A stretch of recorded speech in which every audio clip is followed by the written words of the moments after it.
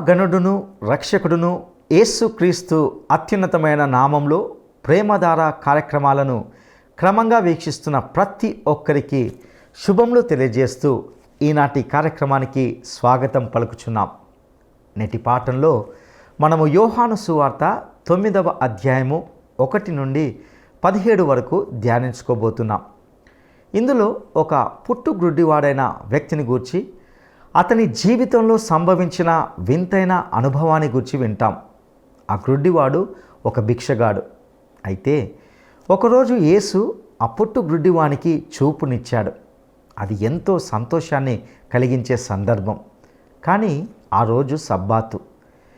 దేవునికి మహిమ కలిగించిన ఒక గొప్ప కార్యము ఆ రోజు జరిగింది. కానీ అక్కడున్న యూదా మత పెద్దలు అది ఏ రోజున జరిగింది అనే వితండవాదం చేశారు. తమ వాద ప్రతివాదనలతో దేవుని మహిమను కాక తర్కానికి తావిస్తున్నారు. గ్రుడ్డివానిగా ఉన్నప్పుడు ఆ వ్యక్తిని ఆదుకొని వారు చూపు పొందిన తర్వాత అనేక ప్రశ్నలతో ఆ గ్రుడ్డివాణ్ణి ఇబ్బంది పెట్టారు. ఇందులోని ప్రతి సన్నివేశము ఎంతో విడ్డూరంగా నేటి లోకానికి తార్కాణంగా ఉన్నట్లుగా చూస్తాం. ఇక ఆ పుట్టుగ్రుడ్డివాని స్పందన ఏమై ఉన్నదో, వానికి చూపు కలిగించిన సందర్భము ఏ విధంగా ఉన్నదో నేటి సందేశంలో మనము తెలుసుకుందామా? ప్రియ శ్రోతలు, ఈరోజు మన పాఠం యోహాను సువార్త 9వ అధ్యాయం 1 నుండి 17వ వచనం వరకు. జాగ్రత్తగా వినండి. ఆయన మార్గమున వెళుతూ ఉండగా పుట్టుగుడ్డి అయిన మనుష్యుడు కనపడ్డాడు.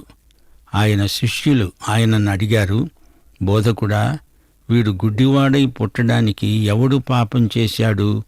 వీడా వీని కన్నవారా? యేసు అన్నాడు, వీడైనా వీని కన్నవారైనా పాపం చేయలేదు. దేవుని క్రియలు వీని యందు ప్రత్యక్షపరచబడడానికే పగలున్నంత వరకు నన్ను పంపిన వాని క్రియలు మనము చేస్తూ ఉండాలి. రాత్రి వస్తోంది, అప్పుడెవడూ పని చేయలేడు. నేను ఈ లోకములో ఉన్నప్పుడు లోకానికి వెలుగును. ఆయన ఇది చెప్పి నేల మీద ఉమ్మివేసి ఉమ్మితో బురద చేసి వాని కన్నుల మీద ఆ బురద పూసి అన్నాడు, నీవు సిలోయము కోనేటికి వెళ్ళి అందులో కడుక్కో. సిలోయము అనే మాటకు పంపబడిన వాడు అని అర్థం. వాడు వెళ్ళి కడుక్కొని చూపుగలవాడై వచ్చాడు. కాబట్టి పొరుగువారు, వాడు భిక్షుకుడని అంతకు ముందు చూచిన వారు అన్నారు, వీడు కూర్చుండి భిక్షమెత్తుకునేవాడు కాడా? వీడే అని కొందరు, వీడు కాడు, వీణ్ణి పోలి ఉన్న ఒకడని మరికొందరు అన్నారు. వాడైతే నేనే అన్నాడు.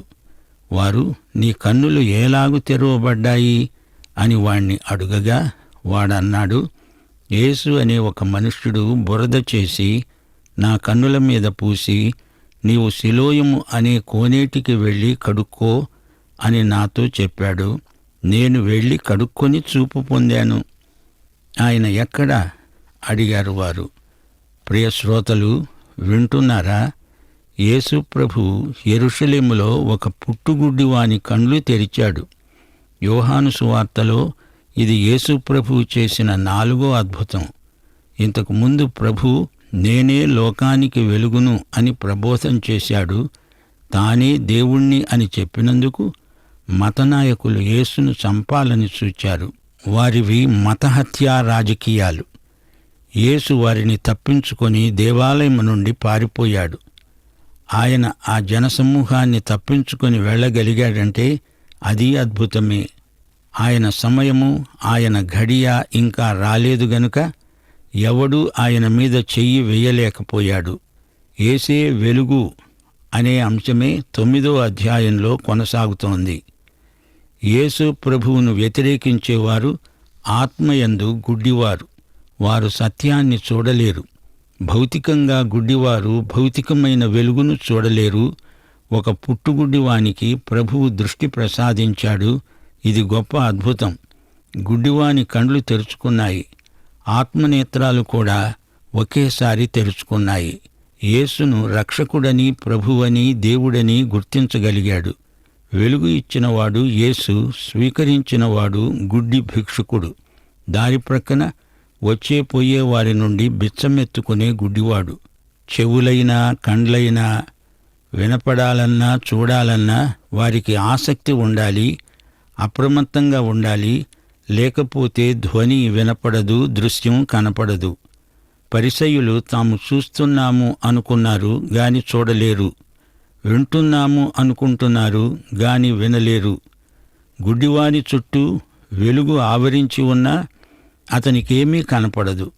ఆధ్యాత్మికంగా ఆ పరిసయ్యులు, మతగురువులు అదే స్థితిలో ఉన్నారు.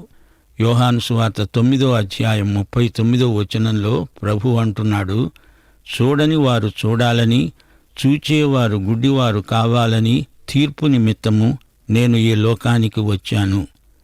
వెలుగు దాగదు, వెలుగులో అన్నీ బట్టబయలైపోతాయి. సువార్త ప్రకటించటం మన బాధ్యత. సువార్త విన్నవారి కన్నులు తెరిచేవాడు పరిశుద్ధాత్మ. లోకానికి వెలుగైన యేసుక్రీస్తును మనం అందరికీ అందించాలి. 2 కొరింథీ 2వ అధ్యాయం 15-16 వచనాలు ఇదే మాట అంటున్నాయి. రక్షించబడే వారి పట్ల, నశించే వారి పట్ల మేము దేవునికి క్రీస్తు సువాసన అయి ఉన్నాము. నశించే వారికి మరణార్థమైన మరణపు వాసనగాను, రక్షించబడే వారికి జీవార్థమైన జీవపు వాసనగాను ఉన్నాము. మనకున్న క్రీస్తు వెలుగును ప్రకాశింపనీయాలి, ప్రసరింపనీయాలి. అదే మనం చేయవలసిన పని. గుడ్డివారికి కనపడదు. పరిశుద్ధాత్మ ఎవరి కన్నులు తెరుస్తాడో వారికే కనపడుతుంది. అది అసలు సంగతి. ఆయన మార్గమున వెడుతూ ఉండగా పుట్టుగుడ్డి అయిన ఒక మనుష్యుడు కనిపించాడు, మార్గంలో ఉన్న అంధుడు. ఆయన శిష్యులు అడిగారు. శిష్యులకు ఈ మర్మం తెలుసుకుందామని ఆశ కలిగింది. బోధకుడా, వీడు గుడ్డివాడై పుట్టడానికి ఎవడు పాపం చేశాడు?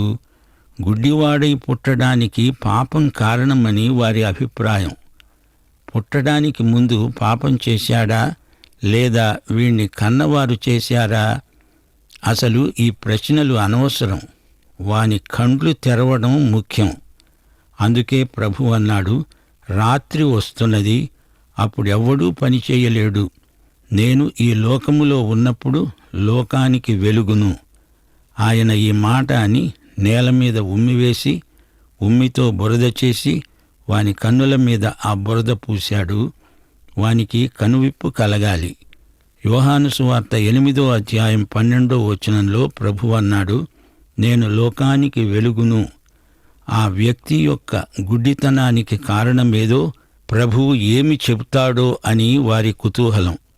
ఆ రోజుల్లో కూడా కొందరు పునర్జన్మ ఉన్నదని నమ్మారు.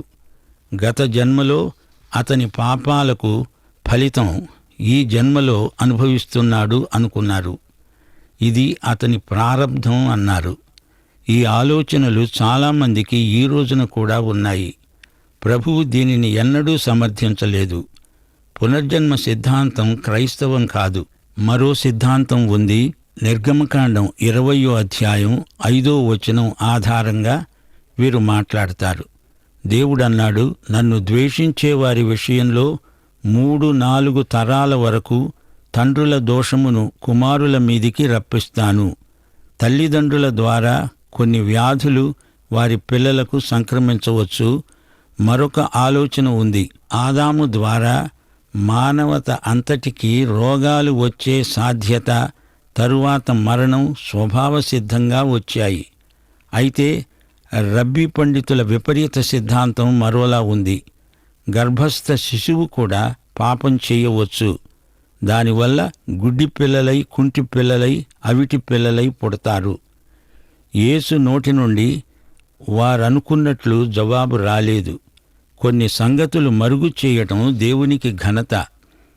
ఏవేవో మర్మాలను, మనకు అనవసరమైన వాటిని గురించి తర్జన భర్జనలు చేసి అసలు కర్తవ్యాన్ని అవతల పెట్టేయడం యేసు శిష్యులకు తగదు. వాడు గుడ్డివాడుగా ఎందుకు పుట్టాడు అంటూ తర్క వితర్కాలు చేయటం కాదు, అతని కండ్లు తెరవటం ముఖ్యం. దేవుని క్రియలు వాని యందు ప్రత్యక్షపడాలంటే దేవుని క్రియ ఆ గుడ్డివాని పట్ల మనం జరిగించాలి గదా. గుడ్డివారి కండ్లు తెరవడం దేవుని పని, దేవుని బిడ్డల పని. అంతేకాని పాపి స్థితికి మార్మిక కారణాలు వెతకటం మన పని కాదు అని శిష్యులకు యేసు ప్రభువు ఖండితంగా చెప్పాడు. పగలున్నంత వరకు నా తండ్రి పనులు నేను చెయ్యాలి, అలాగే మనల్ని పంపిన యేసు పనులు మనము చెయ్యాలి. రోగం రాకుండా చూడాలి, రోగం వచ్చిన తరువాత దాన్ని బాగు చెయ్యాలి గాని ఇది ఎందుకు వచ్చింది అని రాద్ధాంతాలు వెతుకుతూ ఉంటే రోగి కాస్త చచ్చి ఊరుకుంటాడు. యేసు శిష్యులకు యేసు మనస్సు ఉండాలి. రోగం, బాధ, శ్రమ ఎందుకు ప్రభువు రాణిస్తాడో కొన్ని సందర్భాలలో మనకు తెలియదు. దేవుడు తెలియనివ్వడు. ఎందుకు అనే ప్రశ్నను మనం దేవుని మీద ప్రయోగించకూడదు. దేవుని జ్ఞానాన్ని మనం ప్రశ్నించకూడదు. విశ్వాసంతో ఆయన వెంట నడవాలి. అసలు సంగతి ఏమిటంటే మన యావద్బాధలో ఆయన బాధ నొందుతాడు. మానవ బాధలో దేవుని మూలుగు మీకు వినపడటం లేదా? దేవుని క్రియలు ప్రత్యక్షపరచబడాలంటే మనం వాటిని ప్రజల మధ్య, ప్రజలలో జరిగించాలి అని ప్రభువు శిష్యులతో తరగతి తీసుకున్నాడు. దేవుడు నిన్ను, నన్ను, అందరినీ తన మహిమ కోసమే సృజించాడు. ఆ గుడ్డివాడు చూపు పొంది దేవుణ్ణి మహిమపరుస్తాడు. ఆ గుడ్డివానికి చూపు వచ్చిందంటే యేసును చూచాడు, గుర్తించాడు, విశ్వసించాడు, నమస్కరించాడు. ఇది దేవునికి మహిమ. ప్రభువు అంటాడు, నేను లోకానికి వెలుగును. చీకటి మనుష్యులను గుడ్డివారిని చేస్తుంది. యేసును లోకం రక్షకుడుగా చూడలేకపోతోంది. ఎందుకని? ప్రజలు అంధకారంలో ఉన్నారు. ప్రజలకు ఆధ్యాత్మిక అంధత్వమున్నది. యేసు లోకంలో ఉన్నాడు. పరిశుద్ధాత్మగా నిన్ను ముట్టుతున్నాడు. తన వాక్యం ద్వారా నిన్ను పలకరిస్తున్నాడు, స్వస్థపరుస్తున్నాడు. ఇది దేవునికి మహిమ. పరిశుద్ధాత్మ అంటే యేసు యొక్క అభివ్యక్తి. పరిశుద్ధాత్మ ప్రజల కండ్లు తెరవాలి. అప్పుడే ప్రజలు యేసు ఎవరో చూడగలుగుతారు. ఇక్కడ ఇప్పుడు యేసు గుడ్డివాని కండ్లు ముట్టుతున్నాడు. గుడ్డివాడు యేసుకు విధేయుడవ్వాలి. సోదరీ సోదరులారా, కంటి నరాలు, కండరాలు పాడైపోయిన వ్యక్తికి కంటి చూపునిచ్చినవాడు యేసు. రోమాపత్రిక 3:23 అంటోంది, అందరూ పాపము చేసి దేవుడు అనుగ్రహించే మహిమను పొందలేకపోతున్నారు.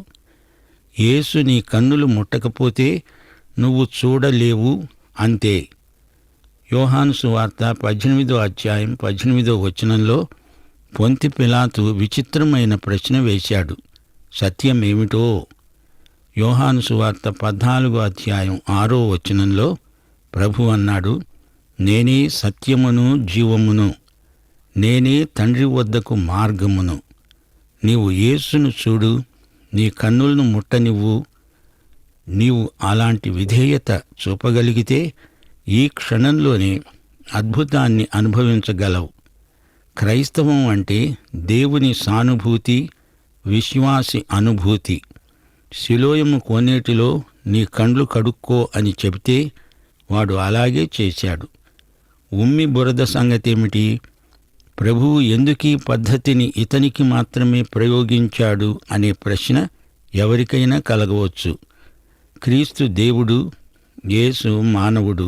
యేసుక్రీస్తు దేవనరుడు. ఇక్కడ యేసు ఒక మానవుడుగా మానవుణ్ణి ముట్టుతున్నాడు. గుడ్డివానికి ఇది విధేయత పరీక్ష, విశ్వాస పరీక్ష. ప్రభువు వాణ్ణి కోనేటికి పొమ్మన్నాడు. సిలోయము ఆ కోనేటి పేరు. యేసు తండ్రి చేత పంపబడినవాడు. తండ్రి యేసును పంపితే యేసు ఈ గుడ్డివాణ్ణి పంపుతున్నాడు. అతని కండ్లు తెరుచుకోవాలంటే నీళ్లు కావాలి. నీరు అంటే దేవుని వాక్యం.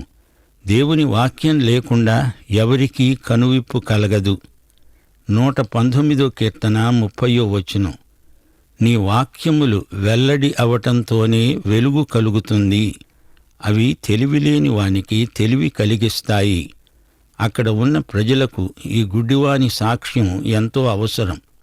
9:29 అక్కడి యూదులు అన్నారు, దేవుడు మోషేతో మాట్లాడాడని ఎరుగుదుము, గాని ఇతడు ఎక్కడి నుండి వచ్చాడో ఎరుగము. వారాయనను దూషించారు. యేసు గుడ్డివాణ్ణి స్వస్థపరిచినప్పుడు చూచి వారు క్రీస్తును నమ్మారు. ఆయనను తండ్రి పంపాడని గ్రహించి ఆయన యందు విశ్వాసముంచారు. యేసు దేవుడని, అదే సమయంలో మనుష్యుడని గుర్తించారు. యేసు గుడ్డివాడిని ఎలా, ఏ పద్ధతిలో స్వస్థపరిచాడు అనేది ముఖ్యం కాదు, కళ్ళు తెరిచింది ఎవరు అనేది ముఖ్యం. కళ్ళు తెరిచింది యేసు. క్రీస్తునందు విశ్వాసముంచి విధేయత చూపినవాడు గుడ్డి మనిషి. యేసు రోగులను స్వస్థపరచడానికి అనేక విధానాలు వాడాడు. యేసు తన చేత్తో ఎవరినైనా ముట్టితే, ఆ వ్యక్తి బాగుపడితే అందర్నీ ఆయన అలాగే ముట్టుతాడు అనుకోకూడదు. యేసు ఒక్క మాటతో స్వస్థపరిచిన సందర్భాలున్నాయి. ఈ రోగి కండ్ల మీద ఉమ్మి బురద పూశాడంటే అందరికీ ఉమ్మి బురద పూస్తాడని సిద్ధాంతీకరించడం అవివేకం. స్వస్థతకు ఒకే షరతు ఉంది. క్రీస్తు దగ్గరికి రావాలి, ఆయన యందు విశ్వాసముంచాలి. యోహాను సువార్త 6:37 ప్రభువు ఏమన్నాడు? నా వద్దకు వచ్చేవాణ్ణి నేను ఎంతమాత్రమూ తోసివెయ్యను. శ్రోతలు గమనించండి, ఈ గుడ్డివాడు దేవాలయానికి బయట ఉన్నాడు. దేవునికి అతడు దూరస్థుడు. ఎఫెసీ పత్రిక 2:12 పౌలన్నాడు, పరదేశులు, వాగ్దాన నిబంధనలు లేని పరజనులు, నిరీక్షణ లేనివారు, లోకమందు దేవుడు లేనివారు క్రీస్తుకు దూరస్థులు. ఆ వ్యక్తి గుడ్డివాడు. అతడు కన్నులారా ప్రభువును చూడలేడు. యోహాను సువార్త 10:9 నేనే ద్వారమును, నా ద్వారా ఎవడైనా లోపల ప్రవేశించిన ఎడల వాడు రక్షించబడతాడు. విశ్వాసమనే తాళపు చెవితో తాళం తెరుస్తాము, లోపల ప్రవేశిస్తాము. వాడు పుట్టినప్పటి నుండి గుడ్డివాడు. మనమంతా పుట్టుక చేత పాపులం.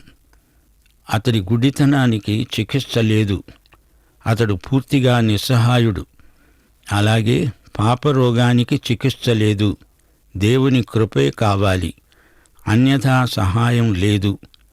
అతడొక భిక్షుకుడు. మనమందరము దిక్కుమాలిన వారమే. దేవుని కృపాభిక్ష లేనిదే మనకు రక్షణ అవకాశమే లేదు. యెషయా 55:1 దప్పిగొన్న వారలారా, నీళ్ల యొద్దకు రండి. రూకలు లేని వారలారా, మీరు వచ్చి కొని భోంచేయండి. రండి, రూకలు లేకపోయినా ఏమీ ఇవ్వకుండానే ద్రాక్షరసాన్ని, పాలను కొనండి. ఈ గుడ్డి భిక్షుకుడు ప్రభువును అడగలేదు, బర్తిమ్మిలాగా కేకలు వేయలేదు. వాడక్కడ కూర్చుని ఉన్నాడు, అంతే. అతడు దేవుని కృపలో, క్రీస్తును గురించిన జ్ఞానంలో ఎదగడానికి కొంతకాలం పట్టింది. ప్రియ శ్రోత, ఒకవేళ నీవు ఆయన కోసం చూడడం లేదేమో, అయితే ఆయనే నీ కోసం చూస్తున్నాడు. ఆ గుడ్డివానికి మతము ఏమీ సాయం చేయలేదు. యేసు అతనికి శాశ్వతమైన సహాయం చేశాడు. అతడు రక్షించబడ్డాడు. అకస్మాత్తుగా కండ్లు వచ్చిన ఆ వ్యక్తిని జనం గుర్తుపట్టలేకపోయారు. వాడే వీడా, వాడు వీడు ఒకటేనా అని అడుగుతున్నారు. నీ కండ్లు ఎవరు తెరిచారు? నీకు చూపెలా వచ్చింది అని వారు వీరు అడుగుతున్నారు. యేసు అనే ఒక ఆయన సిలోయము కోనేటిలో కండ్లు కడుక్కో అన్నాడు. అలా చేశాను, నాకు చూపు వచ్చింది. రక్షణ పొందడం ఎంత క్లుప్తమో, ఎంత సంక్షిప్తమో చూడండి. యేసు దగ్గరికి వచ్చాడు, దేవుని మహాశక్తిని అనుభవించాడు. అతని కండ్లు తెరుచుకున్నాయి. ఇదంతా ఒక త్రుటిలో జరిగిపోయింది. అతడు ప్రభువును చూడగలిగేటట్లు ఆయనే అతని కండ్లు తెరిచాడు. యేసును చూడడము అంటే ఆయన యందు విశ్వాసముంచడం. 13 చూడండి. వారు అతన్ని అడిగారు, ఆయన ఎక్కడా? వాడు నేనెరగను అన్నాడు. అంతకు ముందు గుడ్డి అయి ఉన్నవాణ్ణి వారు పరిసయ్యుల వద్దకు తీసుకువెళ్ళారు. యేసు బురద చేసి వాని కన్నులు తెరిచిన దినము విశ్రాంతి దినం. వాడు ఎలా చూపు పొందాడో దానిని గూర్చి పరిసయ్యులు కూడా వాణ్ణి మరల అడుగగా వాడు వారితో చెప్పాడు, నా కన్నుల మీద ఆయన బురద ఉంచగా నేను కడుక్కొని చూపు పొందాను. పరిసయ్యులలో కొందరన్నారు, ఈ మనుష్యుడు విశ్రాంతి దినము ఆచరించటం లేదు గనుక దేవుని వద్ద నుండి వచ్చినవాడు కాడు. మరికొందరన్నారు, పాపి అయిన మనుష్యుడు ఇలాంటి సూచక క్రియలు ఎలా చేయగలడు? ఈ విధంగా వారిలో భేదం పుట్టింది. కాబట్టి వారు ఆ గుడ్డివాణ్ణి మరల అడిగారు, అతడు నీ కన్నులు తెరిచినందుకు నీవు అతణ్ణి గూర్చి ఏమనుకుంటున్నావు? అతడన్నాడు, ఆయన ఒక ప్రవక్త. శ్రోతలు వింటున్నారా? ఈ వ్యక్తి సాక్ష్యం ముక్తసరిగా 3 మాటలు. ఒక గుడ్డివాడు చూపు పొంది దేవుణ్ణి మహిమపరుస్తుంటే వానితో కలిసి ఆనందించటం పోయి అసూయతో వారు అట్టుడికి పోతున్నారు. ఈ పరిసయ్యులు వాదోపవాదాలలో ఆరితేరిన మతనాయకులు. ఆయన సబ్బాతు నియమాన్ని మీరాడు కాబట్టి దేవుని వద్ద నుండి వచ్చినవాడు కాడు. మేము భక్తులము, ఈయన మాలాగా లేడు గనుక ఈయన భక్తుడు కాడు. అది వారి తర్కం. సబ్బాతును మీరేవాడు భక్తుడెలా అవుతాడు అనేది వారి వాదం. పాపి అయితే ఇలాంటి అద్భుతాలు ఎలా చేయగలుగుతున్నాడు? ఆయన అద్భుతం చేశాడు గనుక ఆయన ప్రవక్తే. ఇది మరో వాదం. గుడ్డివాని వాదం సహేతుకం. వారు ఈ గుడ్డివాని సాక్ష్యం నమ్మటం లేదు అంటే నమ్మడానికి ఇష్టం లేదు. అతని తల్లిదండ్రులను పిలువనంపుతున్నారు. ప్రియ సోదరీ సోదరులారా, శ్రోతలారా, యేసు ప్రభు ప్రవక్త మాత్రం కాడు. ఆయన ప్రవక్తలకు ప్రవక్త, రాజులకు రాజు, ప్రభువులకు ప్రభువు. ఆయన పరమరక్షకుడు. ఇంతకు ప్రియ స్నేహితుడా, నీవు ఆయనను అంగీకరించి రక్షణ పొందావా లేదా? ప్రభువుకే ఈ క్షణమే జవాబు చెప్పు. పాఠం సమాప్తం. మన ప్రభు అయిన యేసుక్రీస్తు వారి కృప, తండ్రి అయిన దేవుని ప్రేమ, పరిశుద్ధాత్మ యొక్క అన్యోన్య సహవాసము మనకు సదాకాలము తోడై ఉండునుగాక. ఆమేన్. ప్రియులారా, ఈనాటి పాఠంలో మనము ఒక పుట్టుగ్రుడ్డివాడైన వ్యక్తిని గూర్చి, అతని జీవితంలో సంభవించిన వింతైన అనుభవాన్ని గూర్చి విన్నాం. ఆ గ్రుడ్డివాడు ఒక భిక్షగాడు. అయితే ఒకరోజు యేసు ఆ పుట్టుగ్రుడ్డివానికి చూపునిచ్చాడు.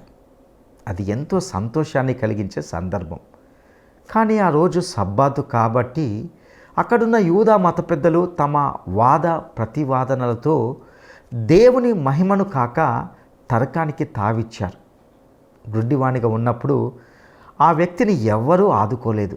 చూపు పొందిన తర్వాత అనేక ప్రశ్నలతో ఆ గ్రుడ్డివాణ్ణి ఇబ్బంది పెట్టారు. వాస్తవానికి నిజమైన గ్రుడ్డితనం శాస్త్రులది, పరిసయ్యులది. వారు నిజంగా తాము చూస్తున్నాము అనుకుంటున్నారు, కానీ ఆత్మీయంగా చూడలేని స్థితిలో ఉన్నారు. ఎందుకంటే వారు పాపంలో నిలిచి ఉన్నారని యేసు చెబుతున్నాడు. యేసు ప్రభువును వ్యతిరేకించేవారు ఆత్మయందు గ్రుడ్డివారే. వారు సత్యాన్ని చూడలేరు. వాస్తవానికి ఇక్కడ గ్రుడ్డివాని భౌతిక కన్నులు, ఆత్మ నేత్రాలు రెండు ఒకేసారి తెరుచుకున్నాయి. అతడు యేసును రక్షకుడని, ప్రభు అని, దేవుడని గుర్తించగలిగాడు. గ్రుడ్డివానికి వెలుగునిచ్చినవాడు యేసు. ఆ వెలుగును అనగా యేసును స్వీకరించినవాడు ఆ గ్రుడ్డి భిక్షకుడు. ప్రియ సహోదరుడా, సహోదరి, ఆధ్యాత్మికంగా మనము జన్మ పాపులము, గ్రుడ్డివారమని బైబిల్ గ్రంథము స్పష్టంగా సెలవిస్తున్నది. మన ఆత్మీయ నేత్రాలను తెరుచువాడు యేసుక్రీస్తే. ఆయన యొద్దకు నీవు వస్తే, నీవు పాపివని గ్రహించి నీ పాపాలను ఒప్పుకుంటే ఆయన నిన్ను తన శిలువ రక్తంలో కడిగి పవిత్రపరుస్తాడు. మూయబడిన ఆత్మీయ నేత్రాలను తెరచి ఆత్మీయ సత్యాన్ని, వెలుగును చూసే విధంగా చేస్తాడు. అట్టి కృప దేవుడు నీకు దయచేయనుగాక. దైవాశీస్సులు.